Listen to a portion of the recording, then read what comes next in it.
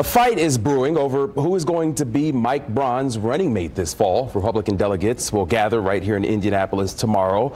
They're set to choose their party's nominee for lieutenant governor. News 8's government reporter Garrett Bergquist tells us what to expect. Right now, there's no clear leader in the lieutenant governor's race. Braun has nominated State Representative Julie McGuire, and former President Donald Trump endorsed her. But Pastor Micah Beckwith has been recruiting delegates to support him for the past year. McGuire and Beckwith are the only two candidates for lieutenant governor. I asked two members of Indiana's best political team what to watch for on Saturday. Whitley, how would you rate each of their chances, and what do you think will ultimately tip the balance in either candidate's direction?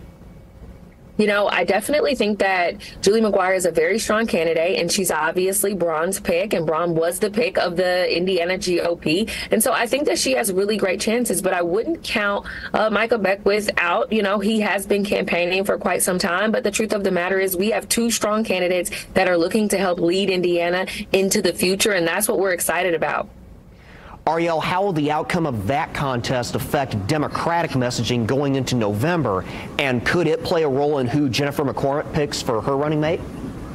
I don't think it plays too much of a role in who she ultimately ends up picking. I think right now our biggest focus is obviously looking at Mike Braun, his track record, and how bad he would be for the state of Indiana. I do think it's interesting that they have two running mates, one that was picked by Mike Braun and then one that wasn't, that is deciding to run. I'm very interested to see how it shakes up and how delegates ultimately decide who is going to be the lieutenant governor that ultimately runs with Mike Braun. But our biggest focus is still on him and his bad policies and how bad he would be for our state if ultimately he was governor, and being able to support Jennifer in who she decides.